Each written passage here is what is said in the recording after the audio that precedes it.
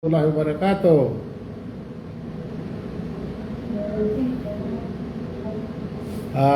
Ang ating pag-uusapan ay katiyak na inyo itong magugustuhan. Katiyakan inyo itong magugustuhan at papangarapin. Sa aral ng Islam, itinuturo sa atin na mayroong paraiso at mayroong impyerno. Yung topic ko kanina sa mga kalalakihan, sa ating mga brothers, ay patungkol sa kaparusahan sa impyerno. At ngayon naman, ay ating pag-uusapan naman, para sa inyo naman, ay ang katangian naman ng paraiso. Ano bang nandoon? Maaaring sabihin ng ilang mga hindi naniniwala o mga hindi nanampalataya, bakit Brother Rashid, ikaw ba'y nakapasok na o nakarating na doon sa paraiso at impyerno at alam mo ang mga bagay-bagay na yon? So hindi na natin kinakailangan pumunta paroon upang malaman natin ang katotohanan doon sa loob ng paraiso at impyerno kung ang ating pinagkuhanan ng ating doktrina ay nagmula sa Diyos. At sigurado na yan ay sasabihin ng Allah Subhanahu wa Ta'ala sa kanyang mga nilikha na mayroong paraiso at may impyerno at kung ano ang napaloob dito. Dahil kung hindi ito sa atin ipapaalam, pwede nating halimbawa, pag ng tao na punta ng impyerno, pwede niya sisihin ang Allah, sabihin niya, bakit hindi mo sa amin ipinaalala o pinaliwanag na mayroon palang impyerno? So ang Allah Subhanahu wa Ta'ala ay ang kanyang batas ay kumpleto. Nalalaman niya ang lahat ng bagay, maging ito man ay nakaraan, kasalukuyan, at maging inaharap. So gumawa ng batas para sa kanyang mga nilikha na tulad nating mga tao, upang kung sakali man ang tao makapunta sa impyerno ay wala siyang sisihin kundi ang kanyang sarili lamang. Wala siyang sisihin inuman dahil siya ay hindi sumampalataya kay Allah Subhanahu wa Ta'ala at hindi sumunod sa mga aral na kanyang pinadala ng mga propeta. Okay, ito ang ating topic ay ang katangian ng paraiso. Ito ba ay totoo o hindi? So gagamit tayo ng mga hadith at maging sa banal na Quran upang mayroon tayong pagkukuhanan ng ating source ng kaalaman. Hindi tayo gumagawa ng ayon sa ating sarili, tayo ay naghahayag lamang kung ano ang ating natutunan sa ating pag-aaral.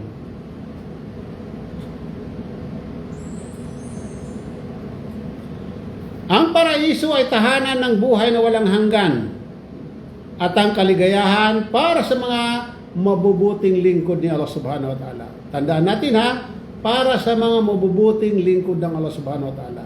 Ito yung kanilang magiging tirahan. Tirahan, magpasalahanggan. Kaya kung tayo man dito sa mundo ay naging alipin, puro hirap ang ating dinanas, puro pasakit, pang-aapi, pang-aalipusta, lahat na yata ng kahirapan sa atin ay ipinadama ng ating kapwa. Sa kabila ay tayo naman ay may pag-asa na magkaroon ng buhay na walang hanggan na kaligayahan. Kung tama ang ating pagsamba sa Diyos, tamang ating Diyos na nakikilala sinasamba at ang pamamaraan ng pagsamba. So paano natin malalaman na tamang ating pamamaraan ng pagsamba at tamang pagsamba sa Diyos? Kinakailangan ito ay kung paano ang itinuro ng mga propeta kung saan tamang henerasyon tayo nabuhay. Okay. Matatagpuan dito ang kaginhawaan, hindi pa nakita ng mga mata at hindi pa rin narinig ng mga tainga at hindi pa nasumagi sa isipan ng tao. Ito yung kaligayahan, kaginhawaan na ni sa guni-guni sa madaling salita ni hindi sumagi sa isipan natin ang ganung kaligayahan na walang katumbas na kaligayahan. Ang tao dito sa mundo kapag mayaman na maligaya na siya. Kapag masaganang buhay niya, ang tingin natin maligaya na siya. Mali. Mali yun mga sisters. Sapagkat mapapansin natin, mayroong mga tao na ubod ang yaman ngunit hindi sila nagiging masaya.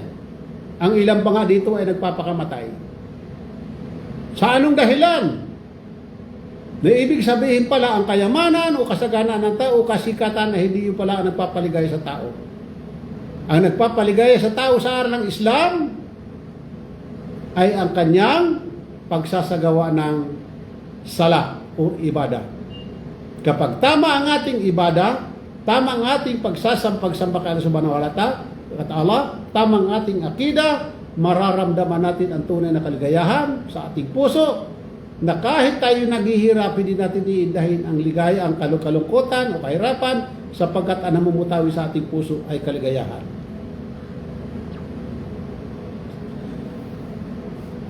Ang sabi ng Allah Subhanahu wa Ta'ala sa banal na Quran, matatagpuan nito sa Kapitulo 32 sa talatang 17, Kapitulo 32 sa talatang 17 or chapter 32 verse 17. Ang sabi ng Allah Subhanahu wa Ta'ala, walang taong nakakaalam kung anong nakagalakan ang itinago para sa kanila bilang gantimpala sa mga ginawa nila noon.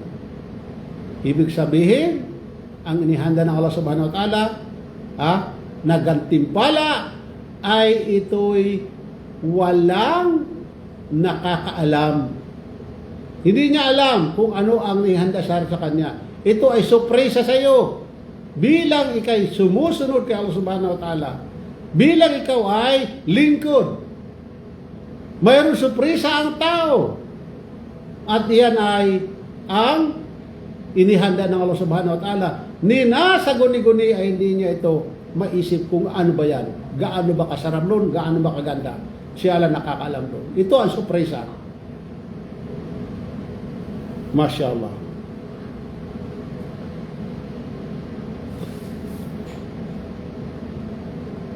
Ang paraiso ay mayroon mga antas na magkakaiba ang kalagayan ng mga mananampalataya doon ayon sa kanilang nagawa sa daigdig. Ibig sabihin dito, mayroon mga antas, hindi para pareho. May kanya-kanya.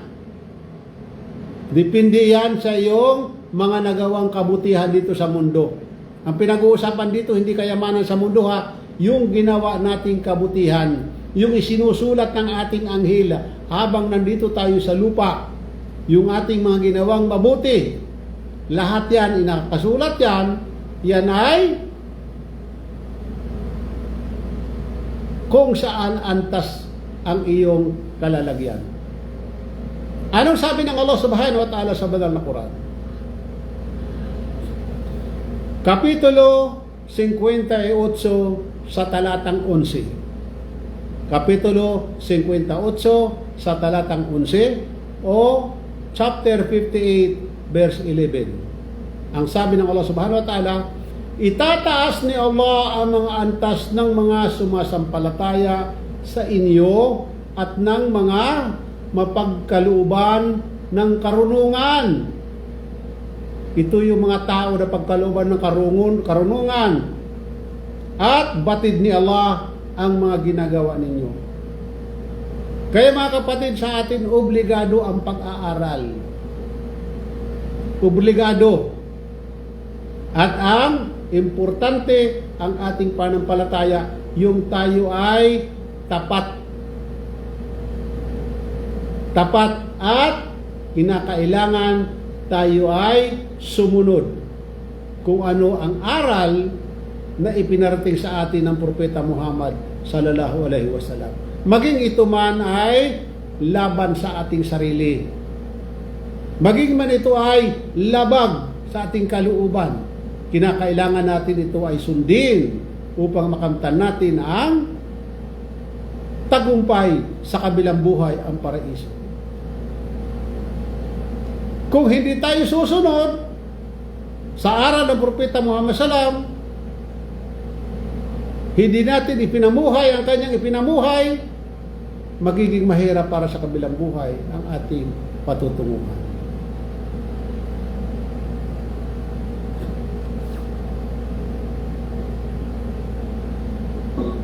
Kakainin at iinumin nila doon ang minimithi ng kanilang mga sarili. Yung iniisip natin, yung gusto natin, kakain natin doon.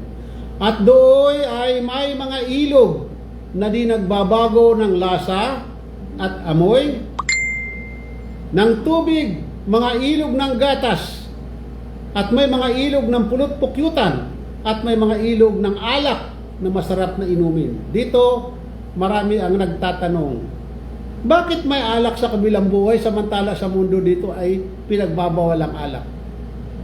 So, pinaliwanag ito ng Propeta Muhammad SAW. Na ang alak doon, hindi katulad ng alak dito. Na kapag dito uminom ka, malalasing ka, masisira ang tuktok mo. Doon hindi. Sapagkat ang alak doon na inihanda ng Allah Subhanahu wa Ta'ala ay masarap na walang hangover. Hindi nakakalasing. Bagkus, magkakaroon ka ng matibay o malakas na katawan. Ganon ang nihanda doon. Yan ay para doon sa mga tao na mga gustong uminom. Kaya nga dito pinagbawal sa atin ng alak dahil walang naidudulot na mabuti kapag ang alak dito sa mundo ating ininom.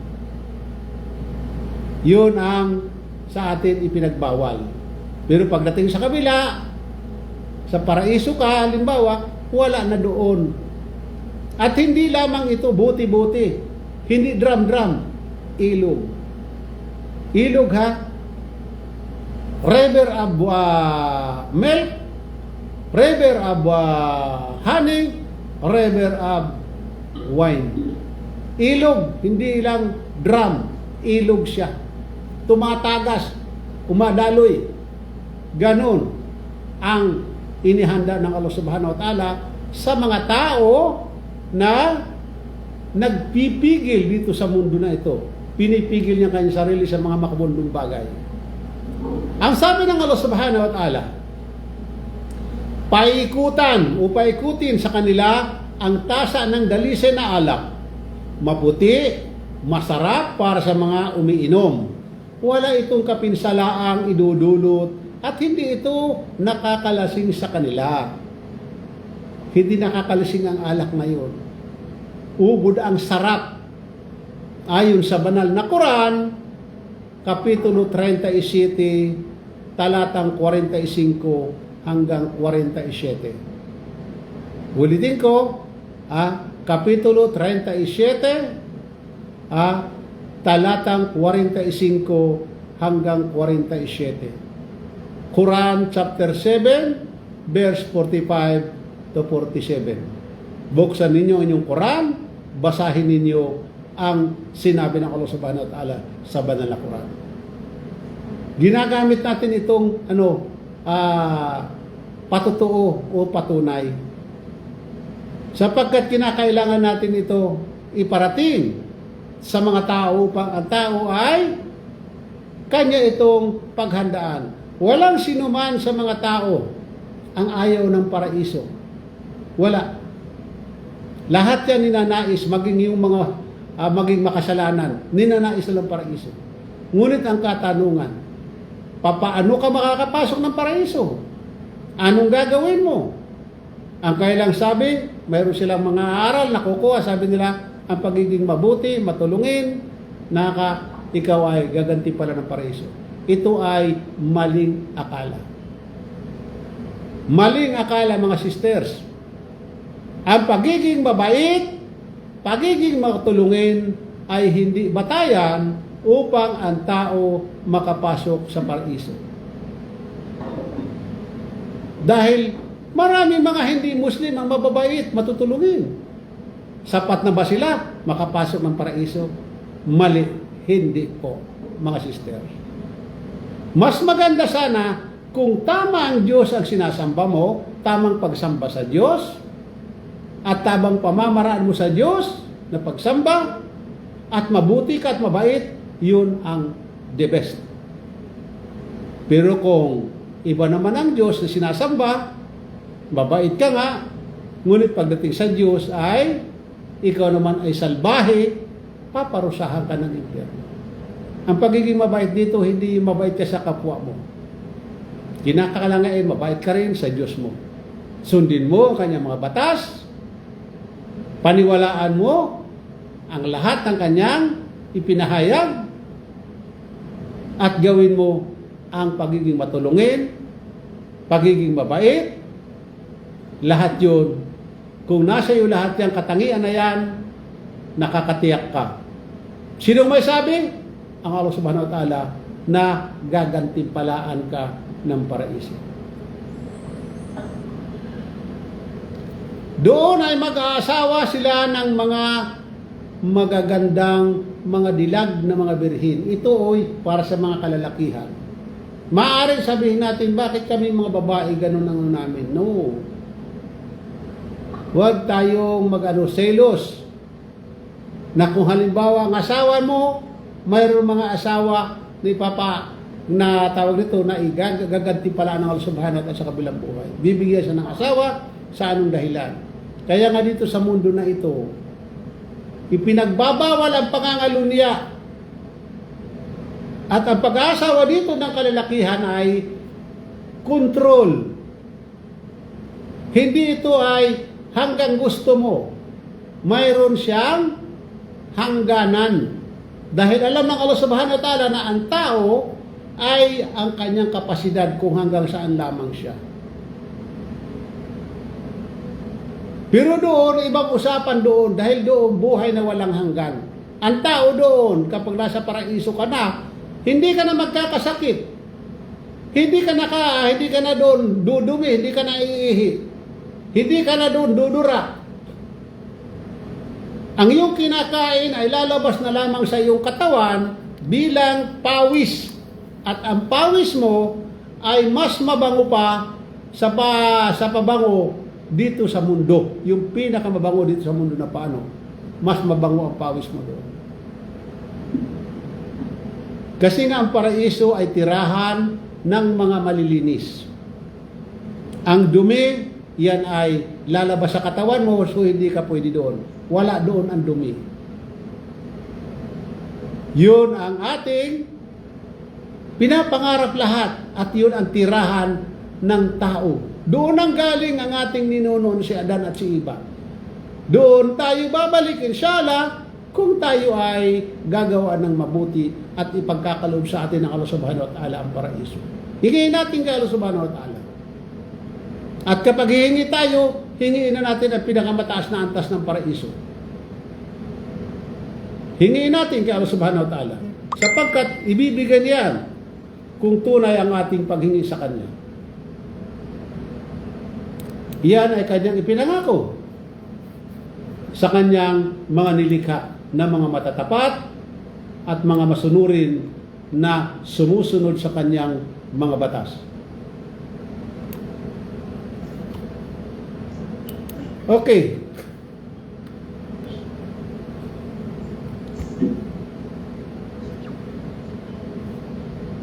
Sinabi ni Propeta Muhammad sallallahu alaihi wasallam, kung mayroong isang babae buhat sa paraiso ang susulyap sa mga manirahan sa daigdig, pupunuin niya ng liwanag at mababangong halimuyak ang nasa pagitan ng langit at lupa.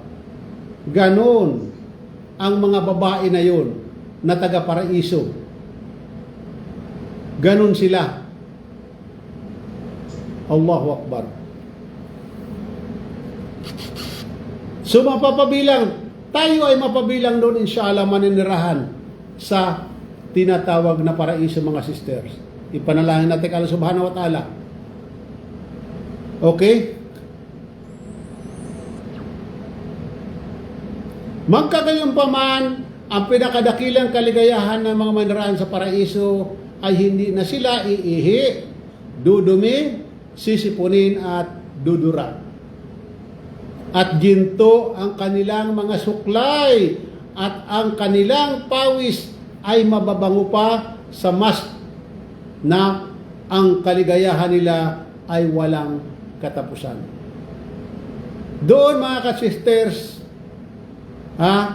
yun ay kaligayahan na walang hanggan. Yun ang forever. Kaya dito sa mundo, mga sister ko, may magsasabi sa iyo, I love you forever. Sabihin mo, huwag mo akong bulahin. Hindi totoo yan. Walang forever sa mundo. Mayroon hangganan ang tao dito. May hangganan.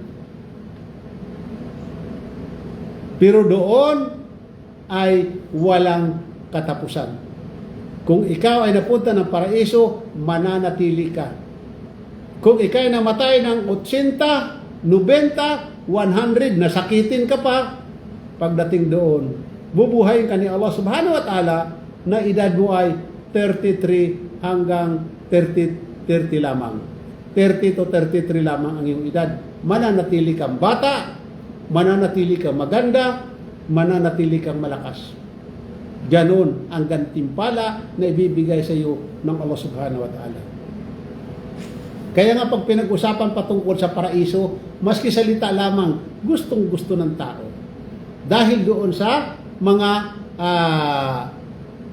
kumbaga sa mga maririnig natin na ang paraiso ay masarap. So ang paraiso ay tunay yan ay ipinako ng Allah subhanahu wa ta'ala sa kanyang mga lingkod na mga tapat. Sinabi ng Propeta Muhammad sallallahu alaihi wasallam, ang sinumang papasok sa paraiso ay lalasap ng kaginhawaan. Hindi na magdaranas ng hirap ni pagsubok. Ang may pinakaunting bahagi sa mga nanirahan sa paraiso ay ang kahuli-hulihang lalabas sa impyerno na papasok sa paraiso. Mga sisters, mayroon din palang papasok sa paraiso o sa impyerno na Muslim. Na siya ay huling lalabas sa paraiso. At ang kanyang bahagi nito ang, sabi ng Propeta Muhammad SAW, ang bahagi niya sa paraiso ay mas mainam pa ng 10 ulit kaysa sa daigdig.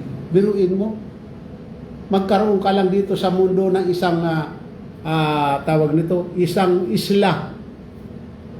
Ikaw ay mayaman na.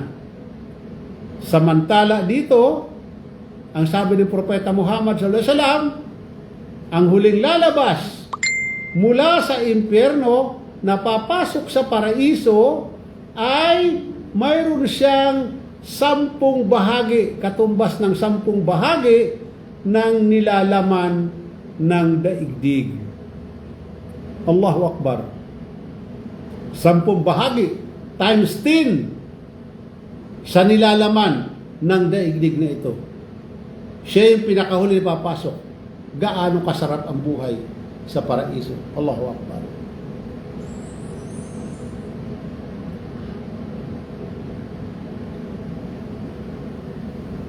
So ito yung mga sisters na mga binanggit sa banal na Quran at maging sa hadith ng Propeta Muhammad sallallahu alaihi wasallam upang tayong tao ay magsikap, magunahan na gumawa ng kabutihan, gumawa ng maraming ibada, tumulong sa ating kapwa. Sa Islam, hindi dito pinagbabatayan ang pagtulong, maging siya may hindi mananampalataya. Maging sa hayop ang pagtulong sa atin ay obligado. Ngunit, mayroon tayo mga kapatid na mga Muslim noong nakaraang tinatawag nila na translasyon or yung prosesyon ng kanilang tinatawag na Nazareno. Mayroon tayo mga kapatid na tumulong na nag-abot ng tubig. At ang tanong doon, tama ba ang kanilang ginawa na pagtulong? Mga sisters, walang kaibahan yan. Hindi ka uminom. Ngunit nagbigay ka ng pang-inom ng alak. Sa iyo nang galing ang pera na ipinambili mo ng alak. Hindi ka nga lang uminom. Kung anong kasalanan na nagawa ng binigyan mo ng pera o binigyan mo ng galing sa pera mo, kung sa'yo nakagawa ng krimen, ikaw ay mayroon din kabahagi. Kaya kinakailangan sa pagtulong, depende ito sa sitwasyon. Yung mga tao na yon ay yung tinulungan, nagpo-prosesyon or nag-ano ng translation na yan, ng Nazareno, gumagawa sila ng share. Pagtatambal kay Allah subhanahu wa ta'ala, tumulong ka, ikaw ay nagkasala doon. Sapagkat ikaw ay nakibahagi sa paggawa nila ng share, tumulong ka. Kaya kinakailangan maging maingat tayo mga sister sa pagtulong. Sa bibigay halimbawa ng may humingi sa atin, mga kapatid natin o mga kamag-anak natin ng mga hindi Muslim. Pag uwi natin sa Pilipinas, pahingi naman dyan ng ganyan-ganyan. Wala kaming iniinom dito. Magbibigay ka kayo. Mga sisters, yan ay mag-ingat tayo. Sapagkat yan ay kasalanan. Kasalanan natin ginagawa. Halimbawa na lang, mayroon nag-alaga halimbawa ng baboy. Asawa mo nag-alaga ng baboy. Ang katwiran mo, hindi naman ako kumakain yan. Alaga lang naman eh. Ibininta mo. Negosyo. So yung pinagkitaan doon, yung pinagbilhan mo ng iyong negosyo na baboy, kinain mo para ka na rin kumain ng baboy. Kaya kinakailangan alam natin ang batas. Marami sa atin yan, may mga tindahan sa atin, mga Muslim. May tindang alak, may tindang sigarilyo, may tindang paputok, may tindang Christmas tree, kung ano-ano. Mga sisters, yun ay kasalanan din. Mahirap sa totoo lang, mamuhay tayo sa Pilipinas. Dahil ang ating bansa ay hindi Muslim. So ang ating mga kapitbahay, mga kapatid, mga kamag-anak ay di mga Muslim. Hindi natin maiwasan yan na mayroon sa kanila manghihingi. Walang problema mga sister. Kung tayo magbibigay, paalalahanan natin sila. Or ang the best, kung halimbawa tutulong tayo, huwag tayo sa ating mga lalaki magbigay. Doon tayo sa ating mga kamag-anak na babae. Nakakatiyak tayo ng ating ibibigay sa kanila tulong ay ibibili ng pagkain. Hindi ibibili ng alak, hindi pansasabong, hindi pansusugal. Kaya nga mga sisters, ang Islam, kinakailangan natin ang kaalaman. Kapag alam mo, madali mong maiiwasan ang kasalanan. Makakagkaroon ka ng katwiran pag meron kang alam. Pero kung wala tayong alam, doon natin namamalaya na tayo ay nakakagawa ng mabigat na kasalanan na pala. Nakikihalo tayo, halubilo tayo sa kanilang mga piyesta.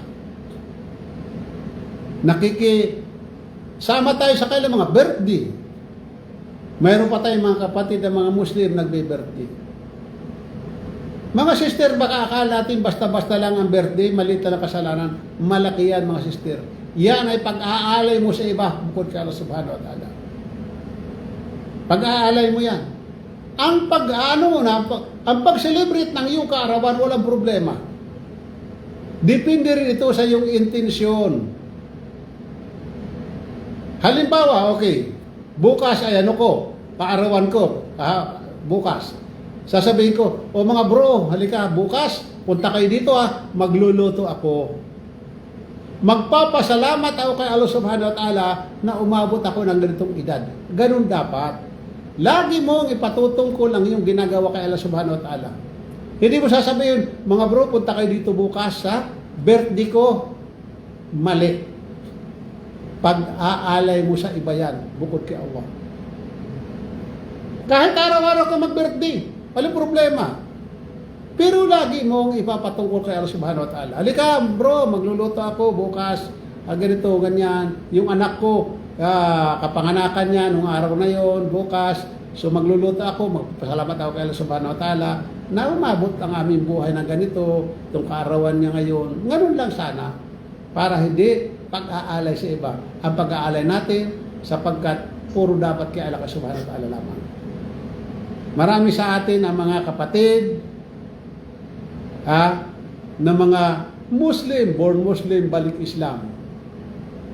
Yan, yung mga Mother's Day, Father's Day, malapit na naman ngayon, ang Valentine's Day, Todos los Santos, nakikibahagi. Ito ay mga gawain ng mga pagano, mga sister, na kinakailangan natin ito ay maiwasan hanggat maaari. Wala namang problema ang pakikisama eh. Magkasama tayo, pero hindi tayo makikisama sa paggawa ng kasalanan. Tandaan natin, mga sisters, ang buhay sa mundo na ito ay pansamantala lamang tayo. Mayroon tayong hangganan. Ang kabilang buhay, paraiso at impyerno lamang. Walang sinuman sa atin dito ang mayroong nais ng impyerno. Ngunit paano maiwasan ang impyerno kung ikaw ay gagawa ng mga paglabag kay Allah subhanahu wa ta'ala?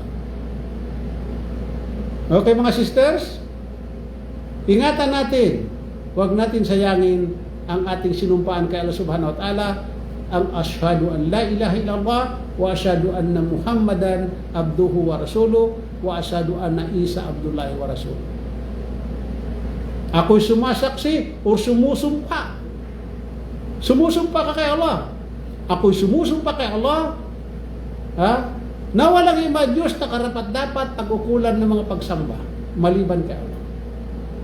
At ako'y naniniwala o sumasaksi na si Muhammad ay sugo ng Allah. At ako rin naman ay sumasaksi na si Isa o si Jesus na anak ni Maria ay sugo ng Allah. Doon sa pagsaksi mo na yun, sa pagsumpa mo kay Allah subhanahu wa ta'ala na ikaw lamang sasambahin, siya lang sasambahin mo, huwag mo yan ipagkanulo. Bagkus ipagpatuloy mo. Isagawa mo, iwasan mo ang kanyang mga pinagbabawal, sundin mo ang kanyang pinag-uutos. At nagpadala siya ng mga propeta upang ituro sa atin ang tamang pagsamba, ang tamang pagsamba kay Allah subhanahu wa ta'ala, at ang landas ng paraiso upang ang tagumpay, ang gantimpala ay ating makamta. Dito sa mundo, meron tayong gantimpala. Ang tayo ay buksan sa Islam ng Allah subhanahu wa ta'ala. Buksan ang ating puso sa Islam. Napakaraming tao, alam niya ang Islam. Naunawaan niya. Sabi niya, tama ang Islam. Ngunit bakit hindi siya nagmo-Muslim? Sa dahilan, hindi binubuksan ng Allah subhanahu wa ta'ala ang kanyang puso. Kaya tayo na binuksan tayo ng Allah subhanahu wa ta'ala ng mga puso sa Islam, ito'y panghawakan natin. Kung tayo ay tunay at tapat kay Allah subhanahu wa ta'ala upang ipagkaloob sa atin ang gantimpala, ang paraiso. Naway mga sisters, nakakuha tayo ng munding kaalaman sa ating naging topic sa araw na ito. At naway pangalagaan tayo ng Allah subhanahu wa ta'ala laban sa anumang mga mabibigat na mga pagsubok at mga sakit, mga kahirapan, at ipagkaloob sa atin ng Allah subhanahu wa ta'ala ang kapayapaan sa ating puso, kaligayahan, kapayapaan, kayamanan, at kalusugan, at mga bagay-bagay na ating kakailanganin habang dito sa mundo. At karunungan, importante yan. At higit sa lahat, hingin natin kay Allah subhanahu wa ta'ala ang pinakamataas na antas ng paraiso at pangalagaan tayo sa kaparusahan sa impyernong apoy at ganoon din naman ang kaparusahan sa libingan. At pangalagaan tayo laban kay Satanas at kay Dajjal or ang Antikristo, ang tagapagligaw sa mga tao. So, maraming salamat mga sister. Magandang umaga sa inyo lahat. Assalamualaikum warahmatullahi wabarakatuh.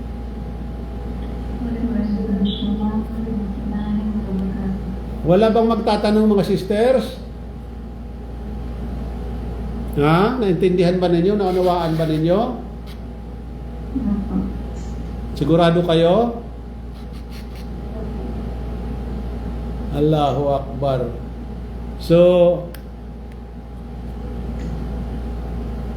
muli tayo halimbawa sa sa susunod na ulit tayo ay papatuloy sa ating topic inshallah at naway nakakuha tayo ng kahit kapirasong kaalaman. Maraming salamat. Assalamualaikum warahmatullahi wabarakatuh. Ako sister. Assalamualaikum.